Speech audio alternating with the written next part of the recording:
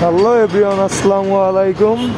আজকে কথা বলতে যাচ্ছি বাংলাদেশের অকটেন ফুয়েল তেলের সংকট নিয়ে। এই হলো আমার বাইক, দেখতেই পাচ্ছেন পাম্পের সামনে আমি দাঁড়ানো, এবং কি শত শত বাইক দাঁড়িয়ে আছে, এবং কি প্রাইভেট কার, বিভিন্ন ধরনের গাড়ি আছে, এই যে দেখতে পাচ্ছেন। এখন এই হলো আমাদের দেশের অবস্থা। টানা 3 ঘন্টা এইভাবে লাইনে দাঁড়িয়ে থেকে তারপরে শুনতে হয় যে তাদের পাম্পের অকটেন যা ছিল রিজার্ভে তা নাকি ফুরিয়ে গেছে, এখন আর তারা তেল সরবরাহ করতে পারবে না। এই হলো আমাদের দেশের অবস্থা। আমরা এমন একটি দুর্ভাগা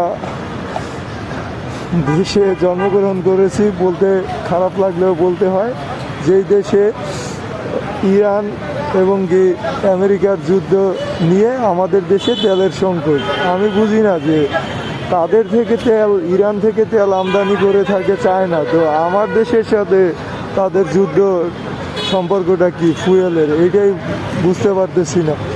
এখন বলার কিছু নেই, জানি না যাদের বাইকের ফুয়েল একেবারে শেষ হয়ে গেছে তারা কিভাবে বাসায় ফিরবে। অনেকেই আছে অফিসিয়াল লোকজন, এবং কি সময়ের মূল্যটা আমাদের দেশে নাই বললেই চলে। টানা 3 ঘন্টা দাঁড়িয়ে থাকার পরে এখন বলতেছে যে তারা আর ফুয়েল দিতে পারবে না। এখন আপনাদের মতামত আপনারা কমেন্ট বক্সে জানাবেন আশা করি। তো এইটুকুই, ভালো থাকবেন সবাই। খোদা হাফেজ, আল্লাহ হাফেজ। ঠিক আছে।